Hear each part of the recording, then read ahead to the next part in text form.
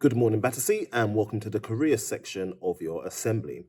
We do have a bit to get through, so I'm going to start straight away by picking up a conversation we'd started previously. In the last assembly, we spoke about different skills that you might be working on, developing, and trying to pick up. Now, some of those might be physical skills. You're actually learning how to do something, create something. You might be an artist, you might play an instrument, you might be learning a new language. Some of those might be digital skills. So you might be learning some coding, you might be learning user interface design, or you might just be doing graphics design. And then we spoke about how some of these skills are soft skills, and more specifically, as we'll see today, employability skills. So the first one I want to talk to you about is reliability. How reliable are you? What does it mean to be reliable? What's the impact of not being reliable? And can you pick instances, examples of how reliable you are and explain them to somebody else? So coming up, we have a My Path video that will break this down for you.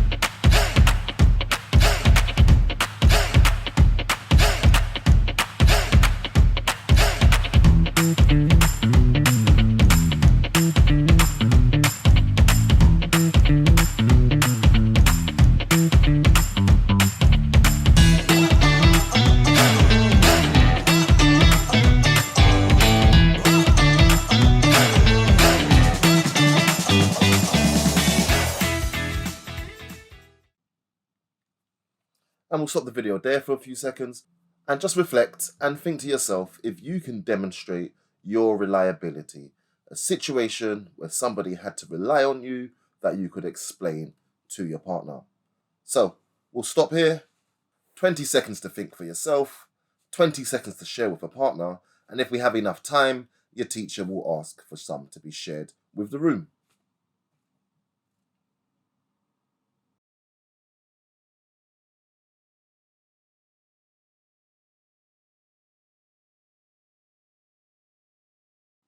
And so just keeping the theme of reliability moving forward, next we have a message from a member of staff who I know to be very reliable when it comes to keeping appointments or commitments, or when she promises to check something out for you, or if she says she'll look up a particular detail for you, or even just making herself available at break time and lunchtime.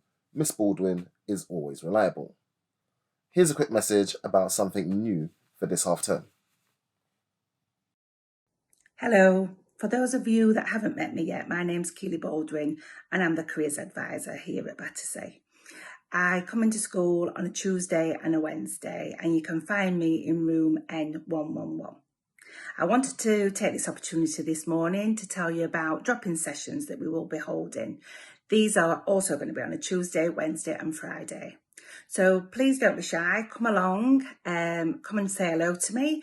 And if you're concerned about anything, you want to discuss anything with me, or you want me to sit with you and help you with applications, or just look through anything to do with your next steps, then you can find me in the computer room on a Tuesday, Wednesday and Fridays. So thank you very much and have a good day. Now, the last thing I wanted to talk to you about is apprenticeships. In 2 weeks' time, it's National Apprenticeships Week. It's a week where across the country we focus in on apprenticeships and really talk about how they might be useful for different people at different stages of their lives. Now, this is one of the pathways that are available to you. A lot of people think after school, we have sixth form and then university. But there are lots of different options that you can take, lots of different routes, lots of different paths, and therefore we refer to these as pathways. An apprenticeship is one of these options. The government and lots of companies have been working hard to change apprenticeships over the last few years and to make them a really attractive option for some people. And as part of your personal development, I think it's important that you have all the information about this potential pathway. You have all the information about apprenticeships, what type of apprenticeships there are, the benefits and the downsides to apprenticeships, so that you can make an informed decision about whether or not this is something you look into. So sit back in your seats for now while we take a deep dive into the world of apprenticeships.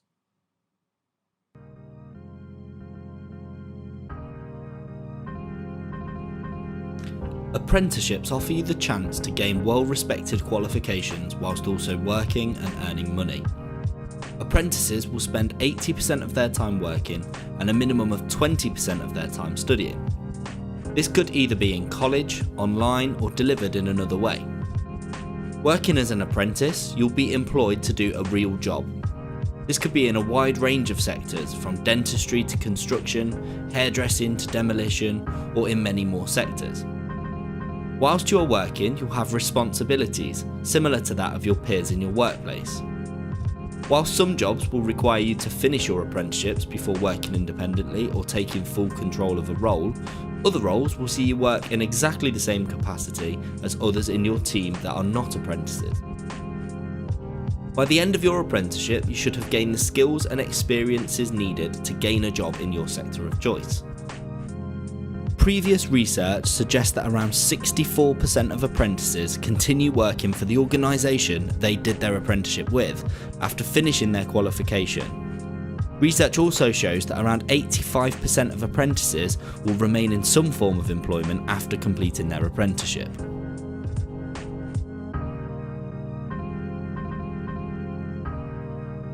Not only will you be studying for a qualification, but you will also be earning money whilst on an apprenticeship.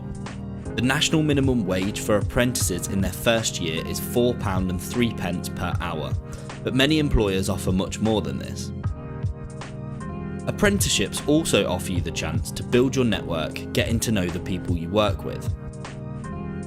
Expanding your network may mean that there are more opportunities for you when you're looking for work in the future. Having a large network can be beneficial in all sectors.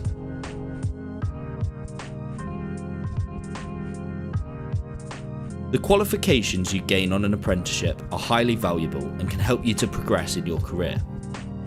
What you are learning about will depend on your apprenticeship, as usually the course is linked directly to your role. Apprenticeships are available at a range of levels, meaning they're suitable for most people. Intermediate level apprenticeships are the equivalent to achieving 5 good GCSE passes. Advanced apprenticeships are the equivalent to 2 A-level passes. Higher apprenticeships are the equivalent to foundation degrees or similar qualifications. And degree-level apprenticeships are comparable to a regular degree. You'll normally enter an apprenticeship level based on your previous academic achievements.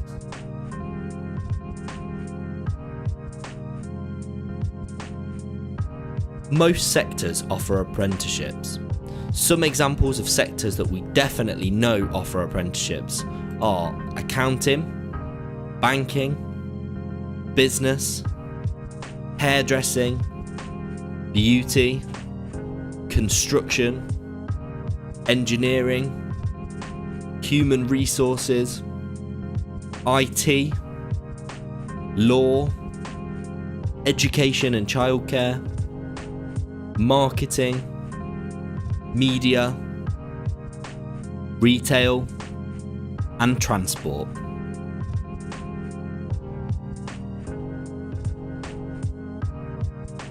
Different apprenticeship frameworks will have different requirements in terms of time. This will also be dependent on your ability, willingness to work, and the sector you are in. Generally speaking, intermediate apprenticeships take between a year and 18 months. Advanced apprenticeships usually take around 2 years. Higher and degree apprenticeships generally take 3 to 6 years to complete.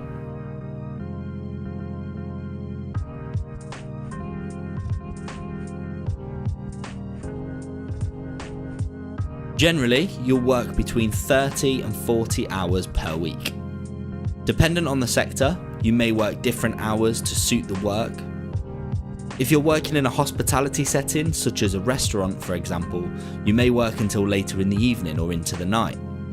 You may work shifts, meaning that your times at work could change week on week. And other jobs may mean that you work more sociable hours, such as 9 AM until 5 PM, Monday to Friday, giving you the weekends off.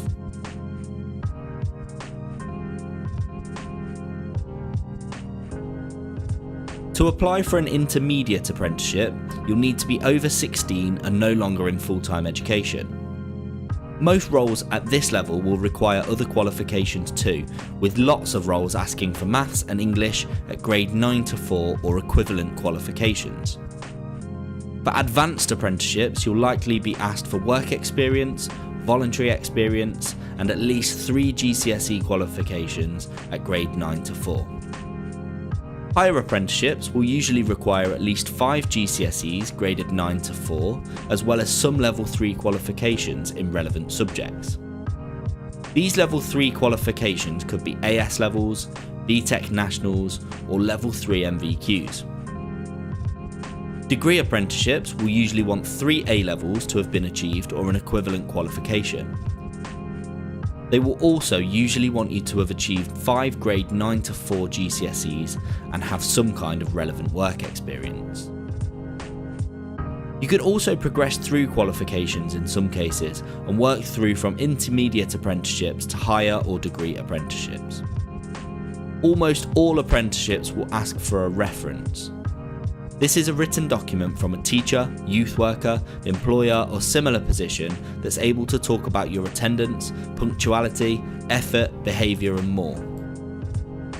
Attendance will usually play a big part in an employer's decision as to whether they offer you a position or not. Having a poor attendance record will significantly limit your chances of securing a position.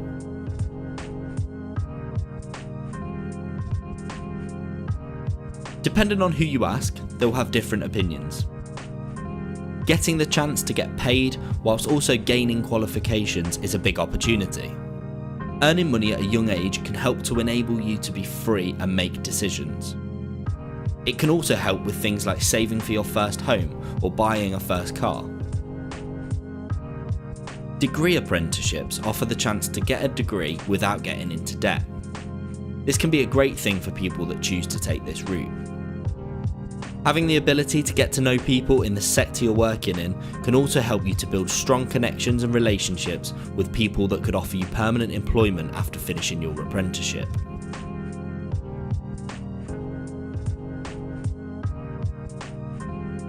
Again, everyone has their own opinions on this.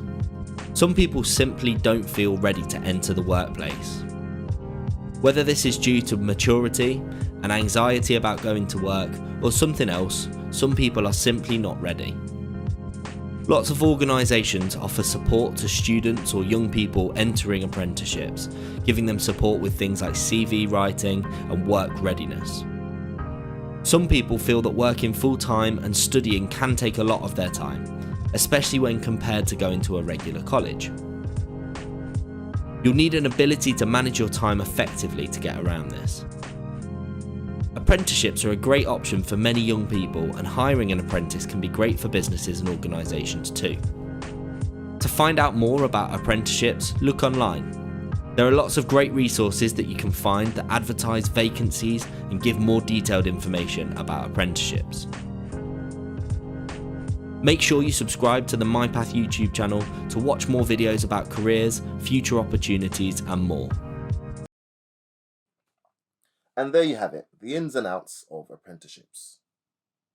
This is a conversation that you can take and continue at home. Explains what you found out about apprenticeships and where they can find out more information if they're interested. The school website will have a section dedicated to National Apprenticeship Week with lots of activities, information, additional videos for you and your parents to learn some more. In school, we'll have some competitions and you'll find out more about that in Apprenticeships Week. And there we have it. 3 things for you to take away from this assembly. Number 1 was the employability skill, reliability. Reflect on what you heard, reflect on what you thought, reflect on what you shared. And if you want to talk through any of your reliability examples, you can come to the careers lunchtime drop-in session, which was number 2. And the third thing to take away is apprenticeships. National Apprenticeship Week is in week 6, but today you've had your introduction or reintroduction, and hopefully you found out something new about apprenticeships. We'll stop there and I'll see you up in the computer room at lunchtime.